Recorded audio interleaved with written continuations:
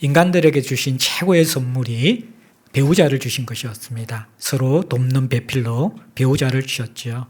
독차하는 아담에게 홀로 있는 것을 좋게 보지 않으시고 선물로 주신 것이 바로 하와라는 선물입니다. 아담과 하와가 함께 연결되어서 이룬 것이 가정입니다. 서로 도와가며 하나님 나라의 아름다운 모습과 하나님께서 통치하시는 그 복락들을 피부로 느끼고 누릴 수 있는 그런 선물로서 가족을 허락하여 주셨습니다. 그런데 죄로 말미암아 세상에 많은 것들이 깨어졌는데 그 가운데 가족의 모습도 깨어졌습니다. 그래서 선물로 주신 가족이 때로는 우리에게 무거운 짐이 되기도 합니다. 여러분들은 이 가족이라는 단어가 어떤 의미로 다가오십니까? 하나님이 우리에게 주신 최고의 선물이구나. 정말 마음 깊은 곳에서부터 감사의 마음이 올라오는 곳이구나. 이런 느낌이십니까? 아니면 가족이라는 단어가 마음의 깊은 부담과 상처와 트라우마를 끌어올리는 짐과 같은 곳, 상처를 주는 곳, 삶에 지워버리고 싶은 곳, 이러한 이미지로 다가옵니까? 세상에 이 가장 소중한 선물인 가족이 때로는 짐이 되기도 하지요. 그리고 또 하나의 육신의 가족만큼이나 소중한 선물, 또 하나의 가족을 주셨는데 그것이 교회의 건속 공동체입니다. 그런데 교회 건속 공동체 역시 하나님이 구원받은 우리에게 선물로 주신 것인데 어떤 사람들은 이 교회라는 것을 무거운 짐처럼 여기며 의무감에 신앙생활을 하는 분들이 있는 것 같아요. 그래서 교회에 대한 부정적인 정서, 또 눌린 마음, 부담감 이런 것들이 가득한 채로 의무감으로 신앙생활을 하는 사람들도 있습니다. 또 어떤 분들은 정말 세상에 이런 선물이 있는가, 어쩌다가 이런 귀한 분들을 새로운 가족으로 만나게 되었는가, 육신의 가족 안에서도 누리지 못하는 이 풍성함과 아름다움을 내가 어떻게 맛보게 되었는가, 그렇게 감사하는 분들도 있습니다. 우리가 이제 그리스도 안에서 살아가는 권속 공동체에 대해서 두 번에 걸쳐서 우리가 네 번에 걸쳐서 다루게 될 텐데 오늘은 첫 번째 주제로서 그리스도 안에서 새롭게 지어지고 다스림받는 공동체에 대해서 살펴보려고 합니다. 우리가 가족도 마찬가지고 또 하나의 가족인 교회 공동체도 마찬가지고 선물인데 짐으로 여기는 것은 가족이 무엇인지 제대로 알지 못하기 때문입니다. 또 그리고 또 가족은 어떻게 지어져 가야 되는가? 육신의 가족이든 영적 가족이든 그러한 가족이 지어져 가고 세워져 가는데 필요한 교훈이 없기 때문에, 지혜가 없기 때문에 선물인 가족이 짐이 되어버렸거든요. 그래서 우리가 네 번에 걸쳐서 정말 육신의 가족, 더 나아가서 우리가 다루는 이 교회 공동체, 권속 공동체가 선물이 되기 위해서 어떤 하나님의 가르침이 필요할까? 첫 번째 시간입니다. 첫 번째는 그리스도 안에서 새롭게 지어진 공동체다. 이 부분 다루고 두 번째는 그리스도의 다스림 아래에 있는 공동체, 이 교훈을 다루기를 원합니다. 우리가 에베소서 2장은 굉장히 우리가 많이 다루었지요. 이게 우리에게 주어진 구원의 신비를 가장 잘 묘사하고 있는 성경이기 때문입니다. 에베소서 2장 4절부터 6절은 새로운 공동체에 속하게 된 나에 대해서 분명히 가르쳐주고 있죠. 허물과 죄로 죽었던 우리가 4절에서 6절까지 해보면 그리스도 안에서 함께 일어난 놀라운 일이 있죠. 어떤 일이 있었습니까? 함께 살아났고 함께 일으키심을 받았고 또 함께 하나님 보좌에 앉게 되어졌다. 이 놀라운 일들을 우리에게 일어난 구원 안에 그리스도 안에서 일어난 변화 속에서 살펴보았습니다. 그런데 그때는 우리가 주로 이 변화를 우리 자신에게 적용했습니다. 허물과 죄로 죽었던 나를 살리신 하나님. 정말 공중의 권세 잡은 자에 이끌려가던 우리들, 죄의 종로로 하던 우리들을 일으켜 세우신 하나님. 그 죄의 종로로 타지 않고 승리할 수 있도록 도와주신 하나님. 진노의 자식, 하나님 앞에 심판의 대상이었던 우리가 이제 상속자가 되어서 보좌 옆에 앉게 하신 하나님. 이 놀라운 구원의 축복을 우리에게 적용해 보았습니다. 나 자신에게 개인적으로 적용해 보았습니다. 그런데 이 에베소서 2장 4절부터 6절까지를 가만히 보면요, 이 함께 그리스도 안에서 일어난 일이 내가 아니라 우리라는 단어를 사용하고 있습니다. 우리라는 단어. 실제적으로 하나님의 구원 계획의 목적 속에서는 개인에게 주시는 구원의 그림이 아니라 더 나아가서 공동체의 구원의 그림을 가지고 있었다라는 거예요. 그래서 공동체가 함께 그리스도 안에서 살리심을 받고 교회 안에서 일으키심을 받고 교회가 하나님의 상속자가 되어지는 것들, 이것을 하나님이 그리고 계신다는 거예요. 더 나아가서 이제 우리가 살펴본 것이 에베소서 2장 10절 중요한 구절이죠.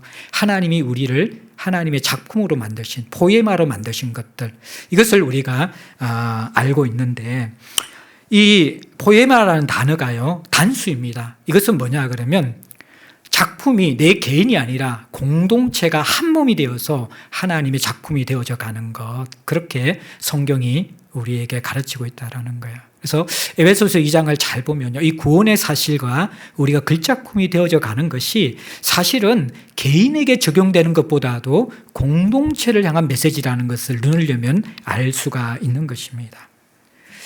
그래서 우리가 함께 살리심을 받고 일으키심을 받고 보좌에 앉아서 하나님의 작품이 되어 간다라는, 우리가 함께 작품이 되어 간다는 그 의미가 무엇일까? 이것을 가장 잘 설명한 것이 에베소 2장 21절부터 22절까지입니다.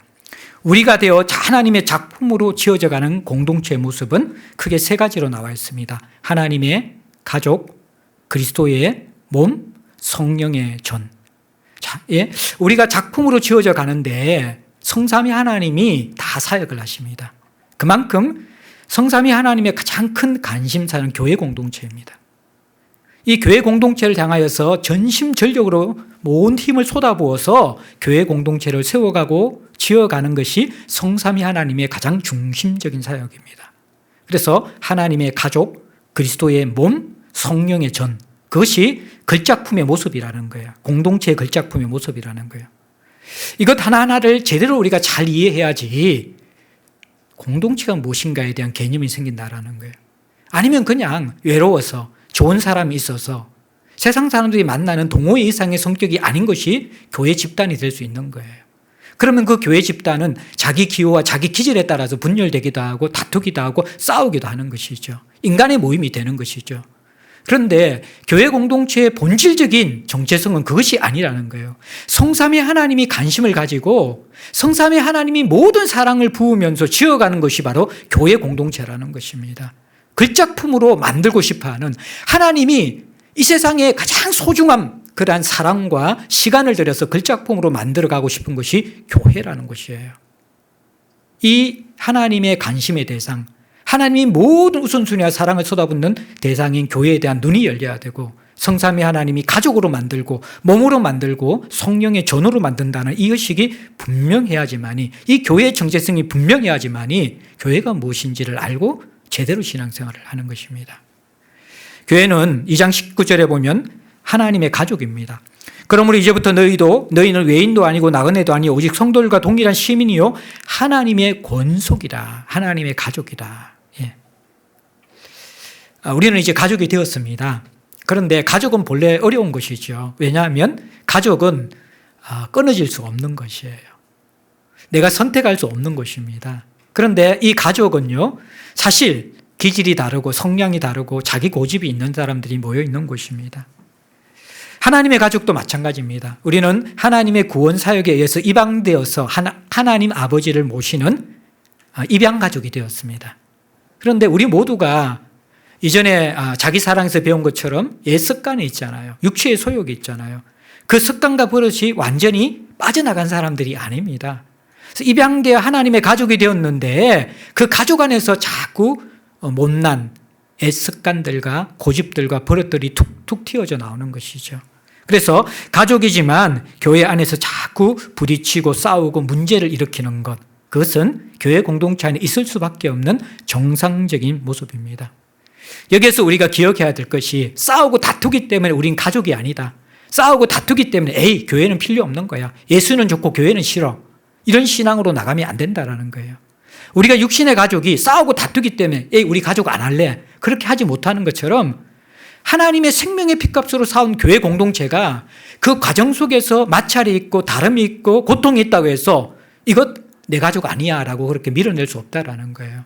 결국 우리는 그 갈등 속에서 좋은 가족으로 성장해 가야 합니다. 여기에서 살아가는 법을 배워야 되고 이 가족이 안전한 곳이 되고 서로 배려하는 곳이 되고 서로에게 안식처가 될 수 있도록 계속해서 지어져 가는 것을 배워야만 하는 것입니다.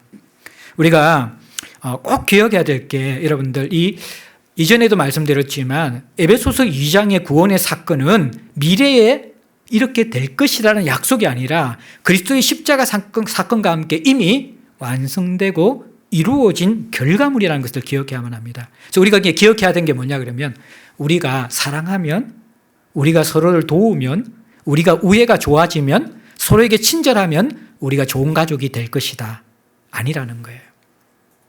그것과 상관없이 이미 우리는 좋은 가족이라는 거예요.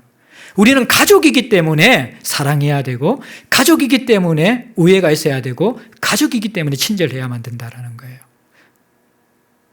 우리가 사랑이 좀 더 깊어지면 가족이 되는 게 아닙니다.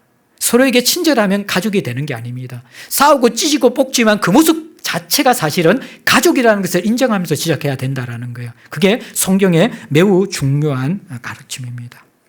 다시 강조하지만 우리는 가족이 되어가야만 하는 사람이 아니라 이미 그리스도 안에서 가족이 되었다는 사실을 먼저 받아들여야만 합니다. 그리고 가족이 된 것을 믿고 좋은 가족으로 지어져가는 과정들을 포기하지 않고 인내를 가지고 지속해야만 합니다. 그러다 보면 오늘 에베소서 2장 19절에서 이야기한 것처럼 우리는 하나님의 권속이 됩니다. 권속은 학대 가족이죠. 예. 오늘날 개인주의 시대이죠. 핵가족 시대이죠. 1인 가구가 이제 절반을 넘어가고 있죠. 우리는 서로 함께 더불어 살아가는 법에 대해서 어려워합니다. 다름의 차이들에 대해서 갈등을 너무 심하게 느끼고 있습니다. 그래서 이전에는 한 마을이 한 아이를 키웠다고 그러잖아요. 우리가 자랄 때에도 대가족 제도였습니다. 3, 4대가 함께 어울려 살면서 사촌, 팔촌이 함께 어울려 살면서 그 안에서 인격이 형성되어지고 사랑을 받으면서 함께 자라났던 것이죠. 교회의 모습이 바로 그러한 권속의 모습이라는 겁니다. 그 다름의 차이를 허물고 우리는 이 나이 많고 적음의 차이, 남자와 여자의 성별의 차이, 이 모든 것을 허물고 세대의 차이를 허물고 나서 하나의 몸을 이룰 수 있는 것이 교회의 신비라는 거예요.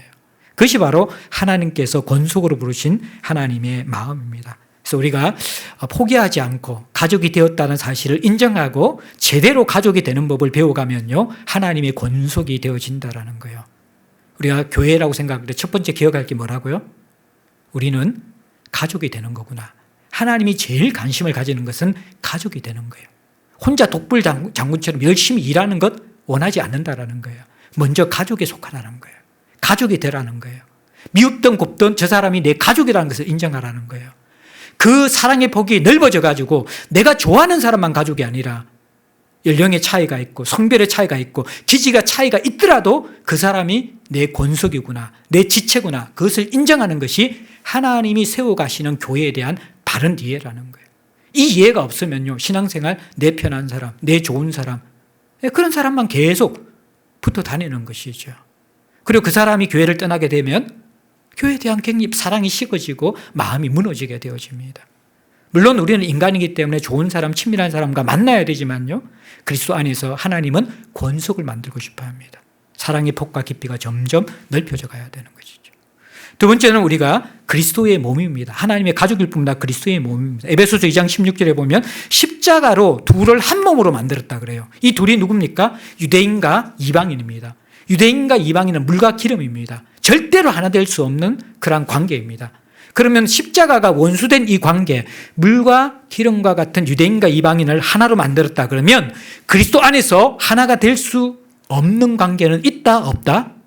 없다라는 것입니다. 없다라는 것입니다. 자, 가족이 되기 위해서는 몸이 되어야 되잖아요. 그런데 몸이 되는데 장애물은 이제 제거되었다라는 거예요. 물과 기름과 같은 유대인과 이방인 안에 장애물도 제거하셨다 그러면요, 그 어떤 우리의 다름의 차이들도 십자가 안에서는 극복되어야 하는 것이 교회라는 거예요. 그래서 몸이 되는 것이 교회라고 하는 것입니다.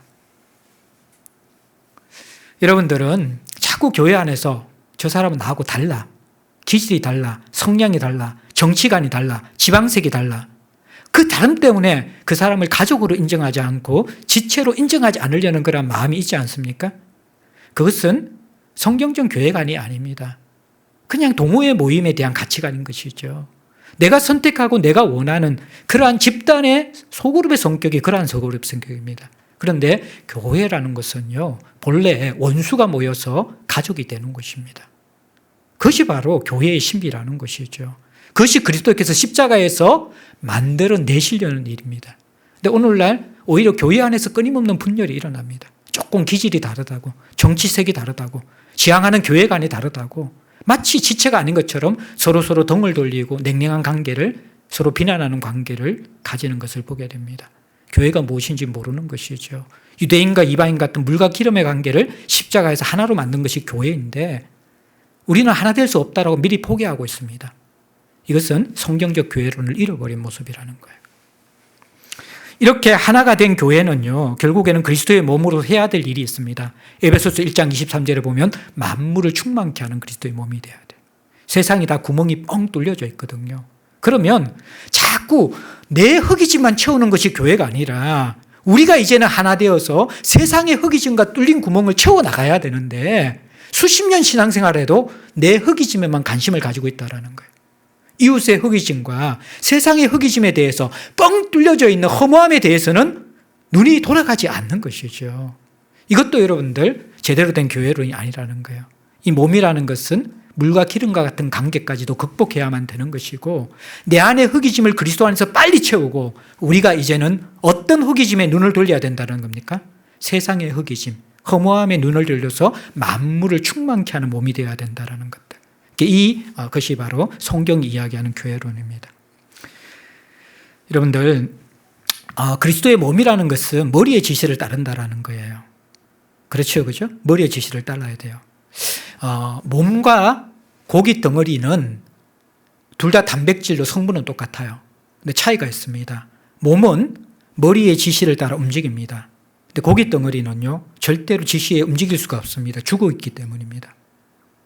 그 교회의 특징이 그리스도의 몸이라는 것은 뭐냐 그러면요, 말씀의 통치를 받아야 되는 것이거든요. 그리스도의 다스림을 받아야 돼. 안 그러면 고기 덩어리예요, 그거는. 주님의 몸이 아니라는 것이죠. 그리스도께서 너희들이 가족이라고 이야기해요, 성경은. 너희들은 그리스도의 몸이라고 이야기해요. 다름을 극복하라고 이야기해요. 이제 그리스도로 채워져서 자꾸 너희들만 채우려고 하지 말고 세상의 충만함, 그 허기짐을 충만케 하라고 부름받았다 그러면 그 지시에 따라 움직여야 된다는 거예요. 그런데 그리스도의 지시, 하나님의 지시, 말씀의 지시에 대해서는 관심이 없이 꼼짝달싹하지 않는 그것은 몸이 아니라 고기 덩어리다. 그렇게 성경에서 이야기하고 있는 것이죠. 우리 이 몸의 비유에 대한 정확한 이해가 필요합니다. 한 몸이 된 이유는 이제는 우리가 다름을 극복하고 그 채워진 것을 세상으로 흘려보내는 사명이 있다는 것입니다. 그다음에 세 번째는 이제 우리가 성령의 전이라는 거예요. 에베소서 2장 21절 20절을 보면 서로 연결되어 주 안에서 성전이 되어가고 너희도 성령 안에서 하나님이 거하실 처소가 되게 하여 예수 안에서 함께 지어져 간다 이야기합니다. 성령의 전은 성전이잖아요. 성전. 성전의 역할이 뭡니까? 구약의 성전의 역할은 제사하는 곳. 더 쉽게 이야기하면 하나님을 예배하는 곳입니다. 자, 교회가 무엇인가? 가족이 되어야 돼요. 그죠? 그 다음에 그리스도의 몸이 되어서 머리의 지시를 받아야 돼요. 만물을 충만케 해야 돼요. 그리고 또 하나는 이러한 가족이 되고 몸이 되는데 가장 필요한 것이 뭡니까? 그리고 가족이 되어 몸이 되어서 그 결과물이 무엇입니까? 가족이 되고 몸이 되는 동력이 예배에서 나오고요. 가족이 되고 몸이 된 그 결과물이 하나님께 영광을 돌리는 예배라는 겁니다.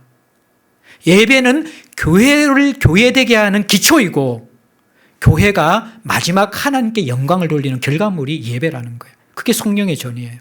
그래서 교회의 가장 중요한 특징은 성령이 역사하시는 살아있는 예배가 있는 것입니다. 성령의 역사하시는 살아있는 예배는 결국 하나님께 집중되어 하나님께 영광을 돌리는 것이거든요. 그런데 오늘날 예배는 너무 인본주의가 된 것이죠. 그 예배가 내게 무엇을 주는가? 내게 어떤 체험을 주는가? 내게 어떤 만족을 주는가? 예배조차도 이제는 소비주의자가 되어가지고 자기 중심적으로 예배를 판단하고 예배를 평가하는 그러한 이 예배 문화가 일어나고 있다는 거예요. 그런데 이게 여러분들 성령 안에서 드리는 예배의 모습이 아니라는 것입니다. 성령 안에서 드리는 예배는 무엇입니까? 내가 세상의 사명을 감당하는데 내 힘으로 부족합니다. 내가 하나님의 가족이 되는데 내 애석감과 기질이 도저히 장애물이 되어서 그렇게 될 수가 없습니다. 하나님 그리스도의 몸이 되라고 그러는데 머리의 지시를 따르려고 하는데 자꾸 안 됩니다. 세상의 지시만 따르게 됩니다. 내 욕망의 지시만 따르게 됩니다. 그럴 때 우리는 성령 안에서 엎드려 회개하면서 주의 얼굴을 구하는 것이 예배로 나아가는 영적 파산의 모습, 가난하고 상한 모습이라는 것입니다. 그러면서 주의 얼굴을 구하고 인생 최고의 가치인 주님 앞에 부복하면서 하나님을 영화롭게 하고 그 하나님을 주인으로 다시 모시고 하나님 없이 살아갈 수 없다고 고백하고 성령의 권능과 도우심을 간구하게 되어질 때 그분이 우리를 붙들어서 도구로 사용하실 때 다시 하나님 앞에 주님 때문에 가족이 되셨습니다. 주님 때문에 제가 성령 때문에 제가 몸이 되었습니다. 하나님 당신의 은혜로 말미암아 이제 제가 성도가 되었고 교회가 되었습니다. 그렇게 하나님 앞에 다시 영광을 올려드린 것. 그것이 바로 예배의 본질이라는 거예요. 근데 예배가 결국 하나님으로 시작되어서 하나님께 돌아가야 되는데 그 예배조차도 우리 중심이 되어 있는 경우가 많이 있다는 것이죠. 그래서 우리가 이 교회가 된다는 것이 무엇인가 잘 생각해야만 돼요. 우리에게 일어난 이 걸작품으로 만들어가는 교회는 하나님의 가족이고 그리스도의 몸이고 성령의 전이 된다는 것.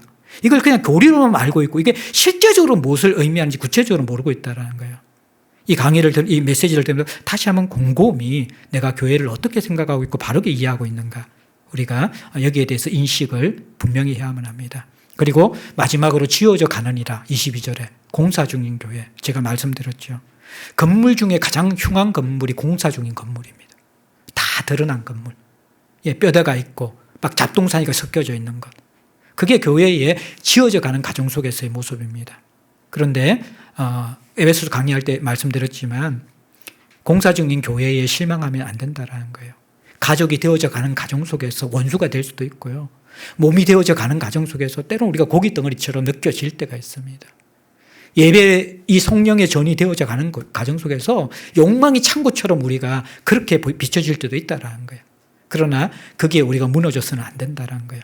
이것은 우리가 만들어가는 것이 아니라 뭐라고 이야기했어요? 하나님이 이미 완성한 일이라는 거예요. 그 믿음을 가지고 우리는 계속해서 순종하며 걸어가야 됩니다. 공사 중인 교회에 실망하지 않고 걸어가야만 합니다. 그래야지만이 교회가 교회 될 수가 있는 것입니다.